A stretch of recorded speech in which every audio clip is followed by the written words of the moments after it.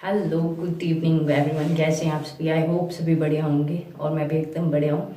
जैसा कि आप सभी को पता है कि 1 अप्रैल से शिमला में पुलिस कांस्टेबल की भर्तियाँ स्टार्ट हो गई थी, ग्राउंड स्टार्ट हो गए थे। और 1 अप्रैल से 4 अप्रैल तक लड़कियों के ग्राउंड चल रहे थे। तो अभी तक जिन लोगों का ग्राउंड नहीं हुआ है, थोड़ा सा मैं उन लोगों को अपना एक्सपीरियंस शेयर करना चाहती हूँ कि किस तरह का मेरा एक्सपीरियंस रहा एचपी पुलिस कांस्टेबल के ग्राउंड का। सबसे पहले शुरुआत तो मॉर्निंग से की जाती है। मॉर्निंग में जो शेड्यूल था मेरा, और मोस्टली ज़्यादातर लोगों का जो होगा वो 6 बजे का था। मतलब आपको 6 बजे वहाँ पे पहुँचना है। तो उसके लिए शुरुआत मुझे अराउंड 4:30 बजे घर से करनी पड़ी थी और उसके बाद मैं वहाँ पहुँची। जैसे अब वहाँ पहुँचते हैं, आपकी एंट्री होती है धीरे धीरे और आपको अंदर बिठा दिया जाता है। उसके बाद आपको एक फॉर्म दिया जाता है जिसे आपको फिल करना है, जो कि वो फॉर्म रहता है उसमें आपको एडमिट कार्ड में जो चीज़ें डली होती है वही सारी चीज़ें डालनी होती है। तो सबसे मेन इंपॉर्टेंट चीज़ जो उसमें आती है वो आती है कैटेगरी की। आपने कौन सी कैटेगरी चूज़ की है। लाइक आपने जर्नल डाली है तो जर्नल के आगे रिजर्व्ड है, किस तरह से है। रिजर्व्ड अगर आपका आ रहा है तो NA आप डालिए। अगर आपने किसी और कैटेगरी से डाला है, लाइक ठीक है, तो उसमें आप BPL डाल सकते हैं। आप BPL के आपके पास सर्टिफिकेट भी होने चाहिए, आप तभी डालिए। और अगर जनरल से भर रहा है तो भी वेल एंड गुड है, अगर किसी और से भर रहा है तो भी बहुत बढ़िया है।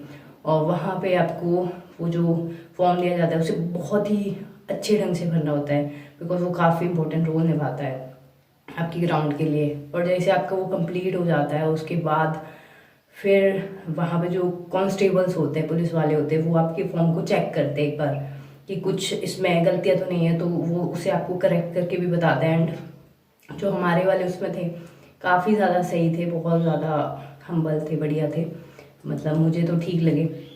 और उसके बाद फिर आपकी जो मेन शुरुआत होती है, उसके बाद आपको वहाँ से ले जाया जाता है। आपकी हाइट देखी जाती है कि आपकी हाइट, चेस्ट वगैरह ठीक है नहीं है। एक्चुअल में जो 5.2 होनी चाहिए तो 5.2 आपकी होनी चाहिए। उससे अब पे आपको एक्स्ट्रा मार्क्स भी मिलते हैं उस चीज़ के। वो होने के बाद आपकी 100 मीटर रेस होती है। 100 मीटर रेस जो क्लियर करता है उसके बाद आगे का जो स्टेप है वो आपकी हाई जंप रहती है। और हाई जंप में मेरा जो एक्सपीरियंस रहा, हमारे बैच में बहुत कम लड़कियों ने क्लियर किया, बहुत कम। और रेस भी, मतलब हम 11 लोग एक उसमें भागे थे रेस के लिए, और 11 में से 3 लड़कियों का क्लियर हो पाया उसमें। तो आप देख सकते हैं कितना कंपटीशन है।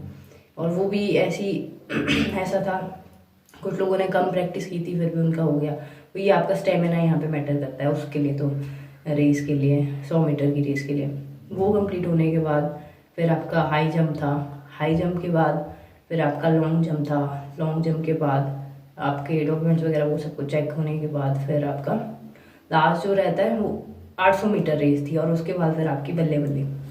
ओवरऑल जो मेरा एक्सपीरियंस रहा बहुत ज़्यादा बढ़िया रहा, ठीक था। और जिन लोगों के ग्राउंड क्लियर हो गया उनको कॉन्ग्रेचुलेशन, बहुत बहुत बधाइयाँ। और अब आगे अपनी एग्ज़ाम की तैयारी करें सभी। और मई या जून मंथ में आई थिंक एग्ज़ाम कंडक्ट करा दिया जाएगा। बाकी अभी कुछ कह नहीं सकते, जिस हिसाब से सरकार का कार्यकाल और काम चल रहा है तो इस विषय पे कुछ नहीं कहा जा सकता। But hope for the best. And जिन लोगों का अभी तक राउंड नहीं हुआ, आई थिंक उन लोगों के लिए ये वीडियो काफ़ी ज़्यादा हेल्पफुल रहेगी। और कुछ चीज़ें तो आप प्रैक्टिकली एक्सपीरियंस कर सकते हैं।